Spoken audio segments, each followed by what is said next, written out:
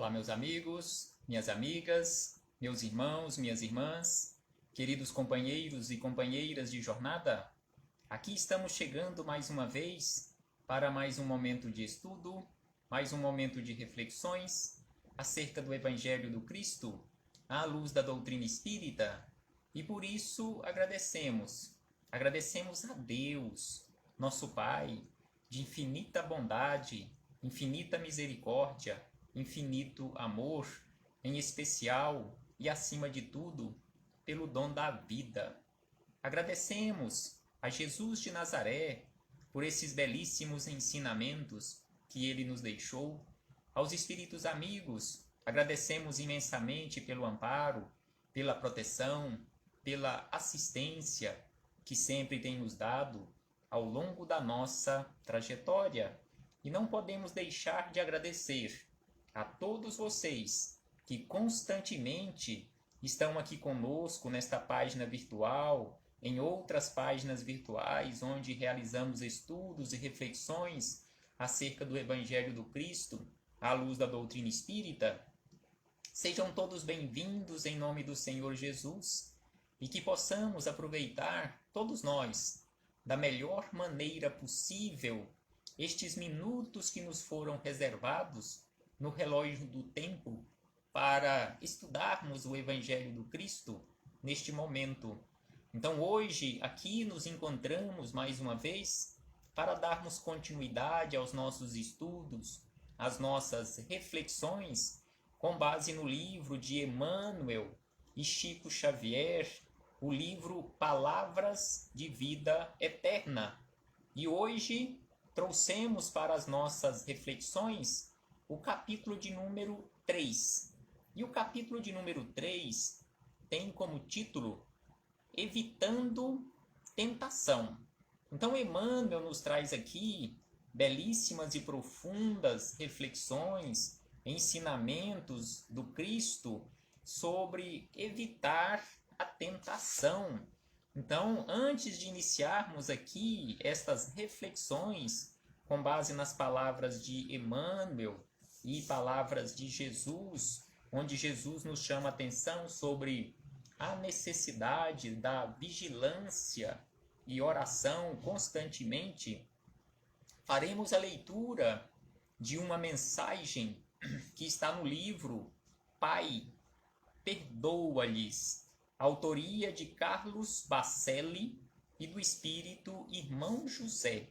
E a mensagem que faremos a leitura e iniciamos as nossas reflexões tem como título Benfeitor às avessas.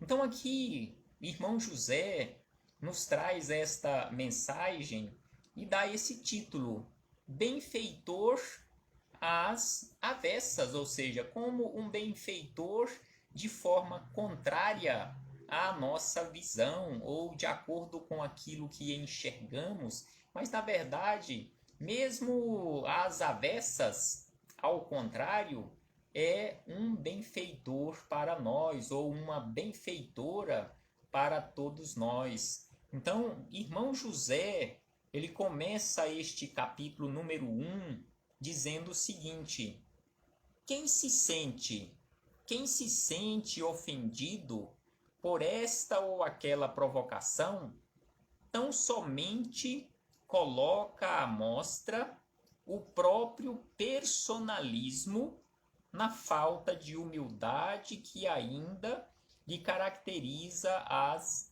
reações.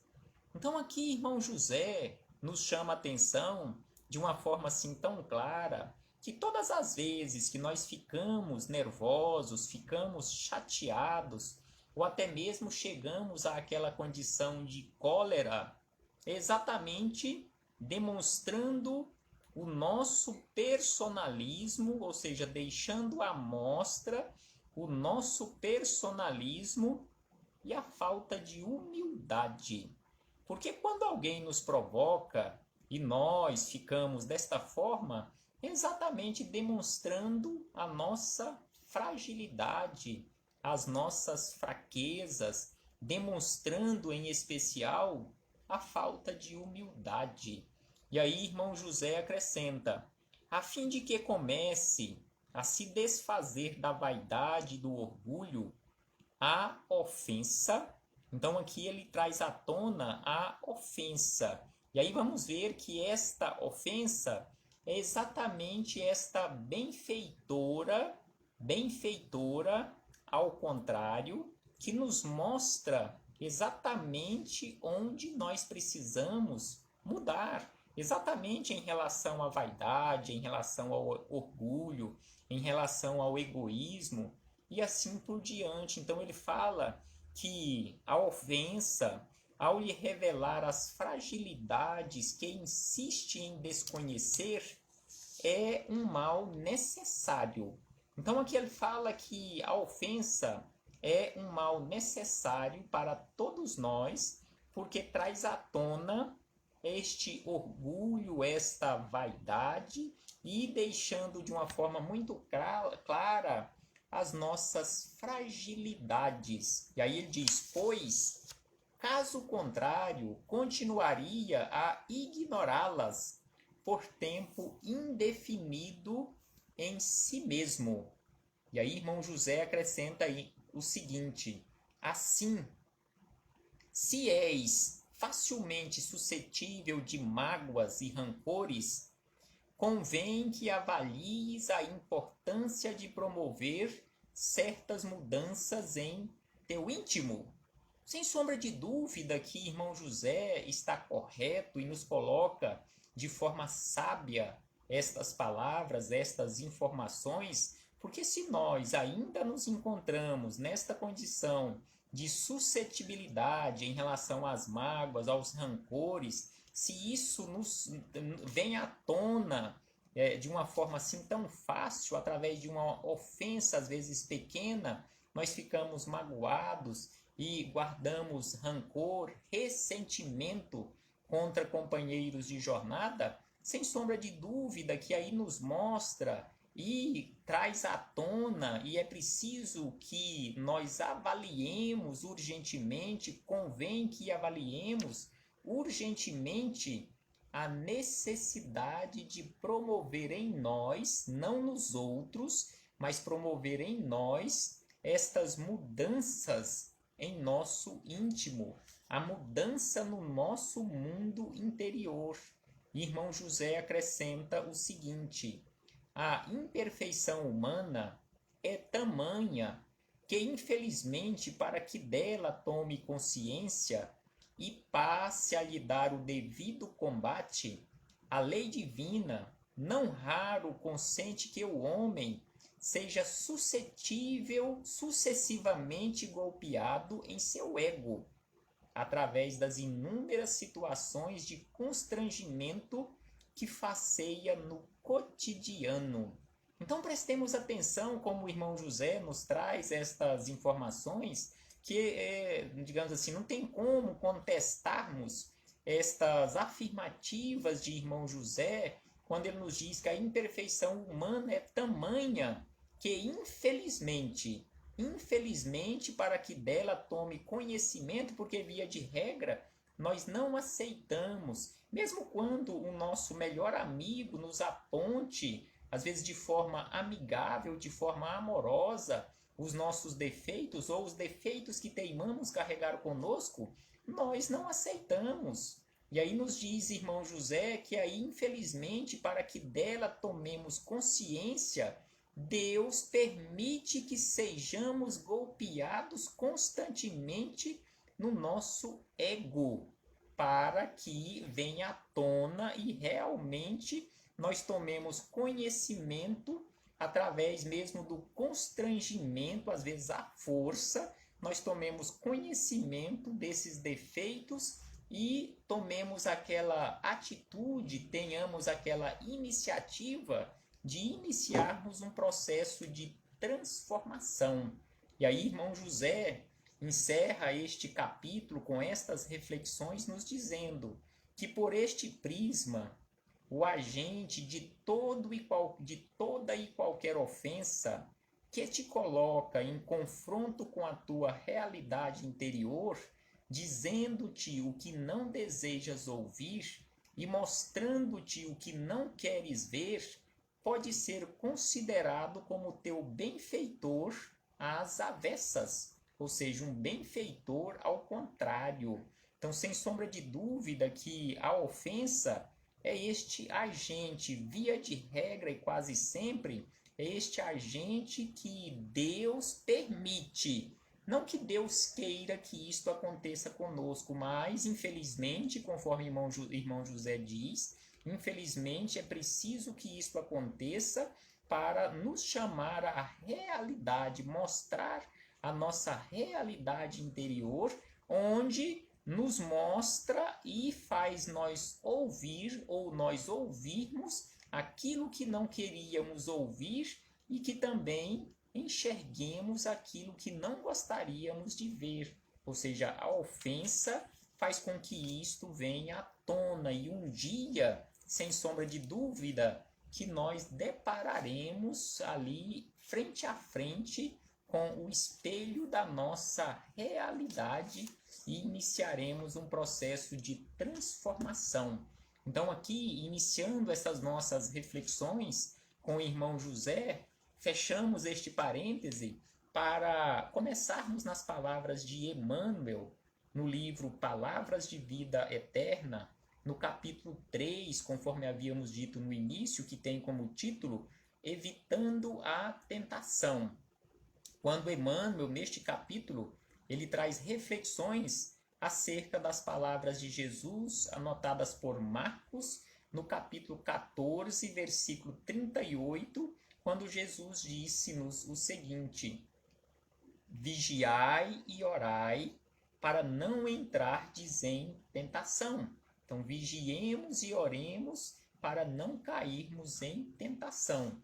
Então, Emmanuel começa as reflexões nos falando exatamente sobre a vigilância.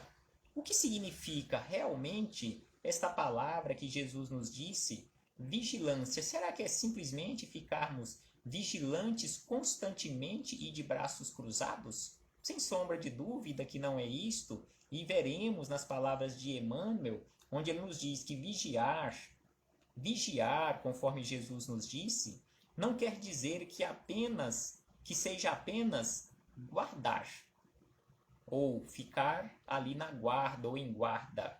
Significa, ou seja, vigiar significa também precaver-se e cuidar. E quem diz cuidar, afirma igualmente trabalhar e defender-se. Então aqui ele usa os verbos guardar, cuidar, ao passo que ele usa também o precaver e ainda o trabalhar e defender-se. Não é vigiar e ficar de braços cruzados, não é ficar ali enclausurado para não ter contato com outras pessoas, com outras realidades, dizendo que está em vigilância para não cair em tentação e obedecendo ou colocando em prática as palavras de Jesus. Assim como muitos companheiros nossos, muitos de nós, na nossa jornada, nós vigiamos muito e vigiamos constantemente a vida dos outros e esquecemos de vigiar a nossa e principalmente, conforme Emmanuel nos fala, trabalharmos para a nossa transformação. Não precisamos vigiar a vida dos outros. É preciso que vigiemos as nossas atitudes, começando pelo nosso pensamento e trabalhando constantemente pela e para a nossa transformação. E Emmanuel, na sequência, nos fala sobre a oração. Já que Jesus falou que precisamos vigiar e orar, então Emmanuel nos falou sobre a vigilância, que é necessário trabalhar. Então ele diz que orar, a seu turno, não exprime somente adorar e aquietar-se. Então ele fala que orar, conforme Jesus nos disse, não é ficar quietinho ali num canto, adorando constantemente, quietinho mesmo, mas acima de tudo, comungar com o poder divino, que é crescimento incessante para a luz. Então precisamos entrar em comunhão com o poder divino neste crescimento incessante, ou seja, trabalhando constantemente para o nosso crescimento, incessantemente, conforme ele fala aqui, rumo à luz. E aí acrescenta, e com o divino amor, que é serviço infatigável no bem. Sem sombra de dúvida que é esta necessidade que todos nós temos, trabalhar constantemente de forma infatigável no bem. E aí ele acrescenta o seguinte: tudo o que repousa em excesso é relegado pela natureza à inutilidade. Então, tudo que repousa em excesso, sem sombra de dúvida, que se torna algo inútil. E aí ele acrescenta que o tesouro, nesta inutilidade da natureza, que o tesouro escondido transforma-se em cadeia de usura. Aí podemos lembrar daquela parábola dos talentos, quando Jesus narrou aquela história dos talentos, onde um companheiro recebeu 5 talentos, trabalhou, movimentou constantemente aqueles talentos e os multiplicou, dobrando o seu valor. Outro que recebeu 2 talentos também trabalhou constantemente, multiplicando aqueles valores. E aquele outro que recebeu 1 talento e ficou com medo do seu patrão e escondeu aquele talento, não trabalhou, ou seja, não multiplicou, não espalhou aquele talento. Então, neste caso, sem sombra de dúvida, ele fala aqui que o tesouro escondido transforma-se em cadeia de usura, ao mesmo tempo que a água estagnada cria larvas de insetos patogênicos, causando doenças. E aí ele acrescenta da seguinte maneira: não te admitas na atitude de vigilância e oração, fugindo à luta com que a terra te desafia. Então aqui ele nos chama a atenção que não podemos de forma alguma, não podemos admitir de forma alguma, em momento algum, esta atitude de vigilância e oração, mas fugindo da luta com que a terra nos desafia. Porque estamos aqui na terra sendo desafiados constantemente, em especial o desafio da nossa transformação, que é a nossa maior e primeira missão, transformar o nosso mundo interior. Não estamos aqui para transformarmos, em primeiro lugar, o mundo exterior, porque se não nos transformarmos interiormente, não será possível auxiliarmos no processo de transformação lá fora. Então, conforme nos fala Jesus sobre a paz, todos nós falamos que queremos a paz, que defendemos a paz, mas como auxiliar neste processo de pacificação do mundo exterior enquanto eu ainda me encontro em guerra no meu interior? Então é preciso que eu pacifique em primeiro lugar o meu mundo interior para que eu possa contribuir de forma eficiente com a pacificação do mundo lá fora. Então é por isso que Emmanuel nos fala que não podemos admitir em momento algum esta atitude de vigilância e oração, mas nos comportando como esse tesouro escondido ou esta água estagnada. É preciso trabalhar constantemente e vencendo cada desafio que a Terra nos oferece. Aí ele nos diz ainda que inteligência parada e mãos paradas impõem paralisia ao coração, que da inércia cai na cegueira. Então não podemos admitir que nesta inércia nós venhamos cair nesta cegueira espiritual. E aí ele nos chama a atenção o seguinte para encerrar as reflexões. Vibra. Nós precisamos fazer isto, vibrar com a vida que estua sublime ao redor de ti. Então é preciso vibrar constantemente com a vida que está vibrando em nosso redor e trabalhar infatigavelmente, dilatando as fronteiras do bem, aprendendo e ajudando aos outros em teu próprio favor. Então é preciso trabalhar, é preciso aprender, é preciso ajudar os outros ajudando a nós mesmos. E aí ele encerra: essa é a mais alta fórmula de vigiar e orar, para não cairmos em tentação. Então, conforme ele nos fala aqui, que esta fórmula que Jesus nos deixou, vigiar e orar, ela precisa ser colocada em prática com um trabalho infatigável, aprendendo e ajudando constantemente, porque esta vigilância com inércia, sem sombra de dúvida, que não combina com o amor que Jesus veio nos ensinar e pedir que amássemos uns aos outros como irmãos. Então é preciso colocar este amor em movimento, conforme a doutrina espírita nos mostra, conforme nós encontramos lá nos principais fundamentos da doutrina espírita, desta existência e unicidade de Deus, esse Deus de infinita bondade e misericórdia, esse Deus que trabalha constantemente, conforme Jesus nos disse, que o Pai trabalha até hoje, assim como ele também trabalha. E a doutrina espírita nos mostra Jesus como guia e modelo da humanidade, ou seja, nós precisamos modelar Jesus na nossa vida. Jesus trabalhou incessantemente quando esteve aqui na Terra, e Jesus trabalha incessantemente desde quando temos notícia que Jesus está trabalhando na organização, ou iniciou o trabalho de organização do orbe terrestre, aqui do planeta Terra em especial, há mais de 4 bilhões e 600 milhões de anos, Jesus está trabalhando incessantemente. E com certeza ele não tirou nem um dia de folga, nem um dia de descanso, da mesma forma que nós encontramos na doutrina espírita, e precisamos levar isso muito a sério, a imortalidade da alma. Nós temos certeza que somos imortais desde o momento em que recebemos o sopro divino, conforme nós encontramos lá na Gênese mosaica, aquela simbologia, lá no capítulo 2, versículo 7, quando recebemos o sopro divino e nos tornamos um ser vivente, ou seja, imortalidade da alma. Se temos essa certeza da imortalidade da alma,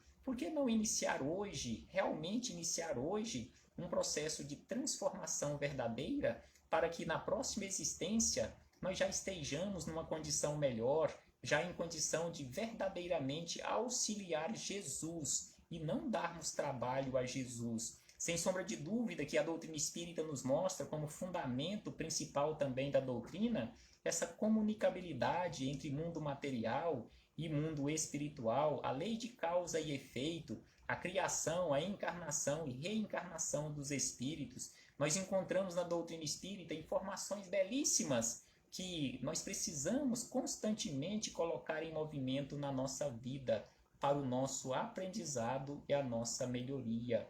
Muito obrigado.